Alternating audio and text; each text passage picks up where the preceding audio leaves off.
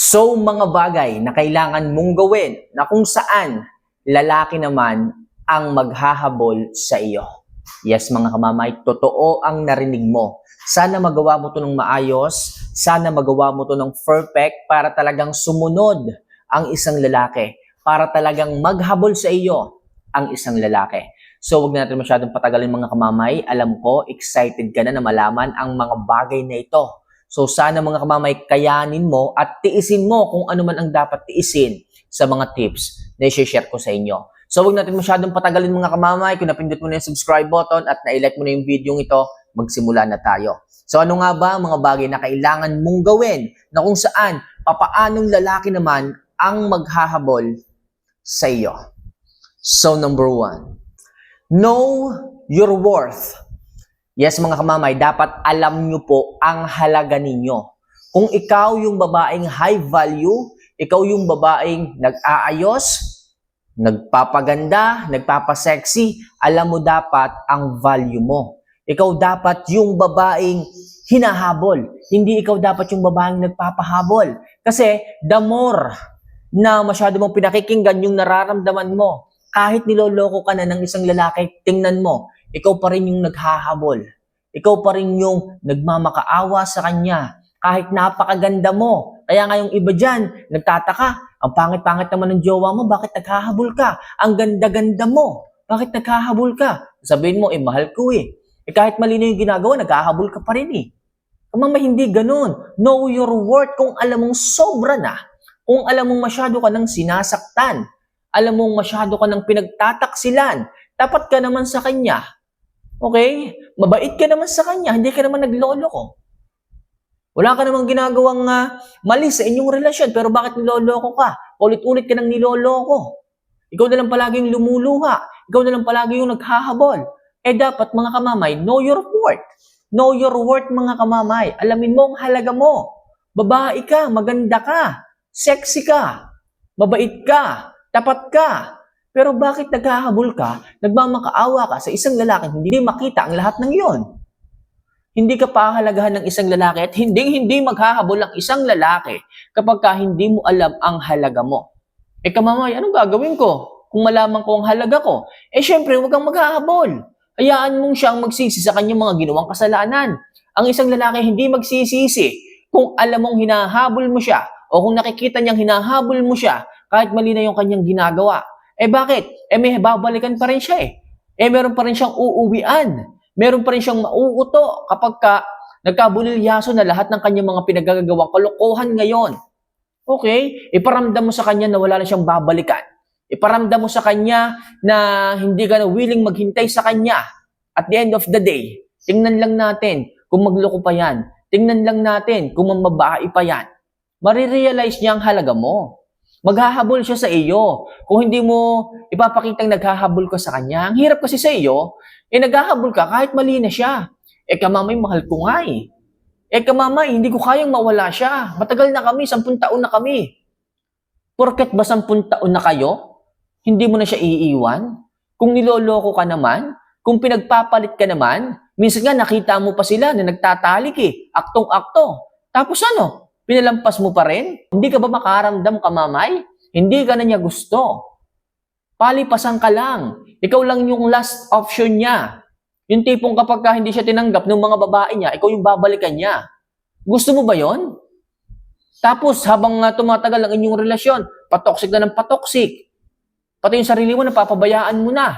Naubos na ang pera mo. Naubos na ang mga ipon mo. Dahil hiniram ng hiniram, inutang ng inutang na wala namang balikan. Huwag naman sana kayong maging dakilang martir pagka ganyan. Mga kamamay, ako nagsasabi sa inyo, wala kayong buhay sa ganyan eh. Wala kayong future sa ganyan. Kaya mga kamamay, kung gusto nyo na habulin kayo ng isang lalaki, dapat alamin nyo ang halaga ninyo. At yung halaga ninyo, itapat ninyo sa dapat at karapat-dapat. Okay? So, yan yung una kong tips mga kamamay. Alamin nyo ang halaga ninyo. Huwag palaging habol ng habol. Huwag kayong maging ewan. Huwag kayong maging timang. O huwag kayong mabulag sa isang lalaking ganyang hindi makita ang inyong halaga. Okay? So, number 2. Hindi mo siya dapat ginagawang sentro ng mundo mo. Oo mga kamamay, ang hirap din kasi sa mga babae. Kesyo nahulog na sa isang lalaking ginawa ng mundo. Lagi nang inisip, lagi nang ka-chat, lagi nang ka-text, hindi na nagawa ang kanilang trabaho. Hindi na nakatulog sa trabaho. I mean is, panggabi, galing trabaho, hindi na natulog. Kasi ano? Puro chat, puro tawag. Tapos pagdating sa trabaho, dun lalantak ng antok, dun lalantak ng tulog. Kunda nga naman kayong mga ewan, mga kamamay eh. Ginagawa niyong sentro ang isang lalaki. Ginagawang sentro ng mundo mo ang isang lalaki. Huwag ganun mga kamamay. Hayaan niyo kayo ang isipin ng isang lalaki. Babae kayo at may halaga kayo. Hindi dapat kayo naghahabol. Sige kayo mga kamamay. Kapag ginawa niyong sentro ng mundo ang isang lalaki, hindi magtatagal mananawa ang mga yan. Mananawa sa mga tawag ninyo, mananawa sa mga text at chat ninyo, hanggang sa ma-divert ang atensyon ng isang lalaki sa ibang babae dahil sa kapanawaan, dahil sa palagi yung kakulitan, dahil sa palagi yung pagte-text, pagchat sa kanya. Kaya mga kamamaya, ako nagsasabi sa inyo, huwag masyadong maraming oras ang ibigay sa isang lalaki at huwag gawing mundo ang isang lalaki na dapat ay tao lamang. So next, hindi ka dapat madaling mapasagot o mapasama. Yes mga kamamay, huwag kayong maging easy access. Huwag kayo palaging kapag in-invite kayo, sama agad kayo ng sama. Nawawala po ang value ninyo pagdating sa isang lalaki. Kamamaya, anong ibig mong sabihin nawawala yung value? Ibig sabihin, madali kang kumbinsihin eh. Hindi na sila nag-e-effort. Hindi na sila nagbibigay o naglalaan ng oras sa iyo para yayain ka. Di ba? Nagiging madali na kayong kuhanin. Ang isang bagay kapag madali nang kuhanin, nawawala na ng value. Kasi, madali kang kuhanin eh. Madali kang mapasama. Madali kang mapa-oo. At doon nawawala ang value ninyo mga kamamay, mga girls. Hindi kayo hahabulin ng isang lalaki kung napakadali nyong kuhanin. Kaya ako nagsasabi sa inyo, kailangan magpakipot kayo, kailangan huwag palaging oo ng oo, huwag palaging sama ng sama, okay? Sa kung sino-sino man. Para sa ganon, ang isang lalaki ay magbigay pa rin ng respeto, magbigay pa rin ng pagmamahal, magbigay pa rin ng oras, magbigay pa rin ng halaga sa iyo. So magkahabol pa rin ng isang lalaki kapag kaganyan, kapag hindi ka palaging mabilis makuha. Hahabulin ka ng hahabulin kapag gusto ka talaga ng isang lalaki, hahabulin ka ng hahabulin, makuha ka lang. Alright? So next, hindi ka naghahabol. Ito talaga yung golden rule mga kamamay. Kahit pa hindi ka ganun kagandahan, hindi mo pa rin kailangang maghabol sa isang lalaki. Kahit ano pang gwapo ng isang lalaki, hindi ka pa rin po pwedeng maghabol. Kahit anong macho pa ng isang lalaki, hindi mo kailangan dapat maghabol kasi babae ka. Kahit anong mangyari balibalik rin ng mundo, kung babae ka, hindi ka dapat at wala kang karapatang maghabol sa isang lalaki. Para sa ganon, kabaliktaran yan, lalaki ang maghahabol sa iyo. At wag mo rin ipilit na magustuhan ka ng isang lalaking hindi ka namang gusto. As long as nagagawa mo yung part mo bilang isang babae, kung hindi ka pa rin niya magustuhan, wag mong ipilit ang sarili mo. Okay, doon ka sa mga taong nakakapansin ng ganda mo, ng halaga mo, ng ugali mo, ng buong ikaw. Okay, hindi mo kailangan pangarapin yung mga lalaking gustong-gusto mo. Na sa kabila ng lahat, nagawa mo na yung goal mo, nagawa mo na yung part mo, hindi ka pa rin niya magustuhan, wag mong ipilit. Kasi kapag pinilit mo na magustuhan ka ng taong gusto mo at hindi ka namang gusto, doon na magkakaroon ng pagkahabol eh. Maghahabol ka na sa kanya, magustuhan ka lang. At pagka sinamantala ka ng isang lalaki, okay, gagawin mo yung lahat para sa kanya.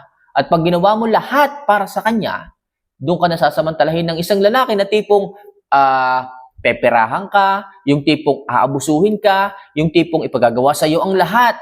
Tapos at the end, iiwanan ka rin. At ayaw kong mangyari yon. Hindi pagmamahal yun eh. Awa yun. Pananamantala yun. Hindi tama yun pagdating sa isang relasyon. Okay? Kaya wag na wag kang maghahabol kahit ano pang mangyari. Wag na wag kang maghahabol kahit ano pang gwapo ng lalaki. Okay? So next, may standards ka pero hindi ka mapangmata. Yes, bilang isang babaeng dapat habulin, kailangan may standards ka. Hindi lahat ng lalaki pinapatulan. Hindi lahat ng lalaki sinasagot. So, dyan bumababa ang value mo, kamamay eh. Halos lahat na lang ng ligaw sa iyo. Lahat na lang ng mapalapit sa iyo. Lahat na lang ng mga lalaking ma-link sa iyo. Naging kayo. Ginamit ka lang. Sa tingin mo, kapag 20 persons na ang naging jowa mo, 20 lalaki nang dumaan sa buhay mo, sa tingin mo, maku-curious pa? O magiging interesado pa yung ibang mga lalaki na pumasok sa buhay mo? Di ba hindi? Mag-iiba ang tingin sa iyo. Bakit? Kasi nga, lahat pinatulan mo. Mga kamamay, mag-set kayo ng standards, pero huwag kayong mapangmata. Yung tipong, ayaw mo nito, hindi gwapo, gusto ko mayaman. Huwag ganun mga kamamay. Ang sinasabi ko sa inyo mga kamamay, alamin nyo yung mga red flags. Okay? Alam nyo dapat yung mga green flags at red flags ng isang lalaki. Okay? Hindi naman sa namimili kayo, hindi naman sa choosy kayo, alam nyo lang kung sino talaga yung dapat na sagutin, yung karapat-dapat na maging part ng buhay ninyo. At hindi dapat kayo nag-aaksaya ng oras sa mga lalaking wala namang kaseryosohan sa buhay. Kaya mga kamamay, kung gusto mo na habulin kayo ng mga kalalakihan, mag-set kayo ng standards pero huwag kayong mangmamata. Okay? So yan lang mga kamamay ang ilang mga bagay na kailangan nyong gawin upang talagang lubos na habulin kayo ng isang lalaki. So for more video and love advice, don't forget to click the subscribe button at i-like ang video ito. So paano mga kamamay? See you for our next vlog. Mahal ko po kayo. Paalam.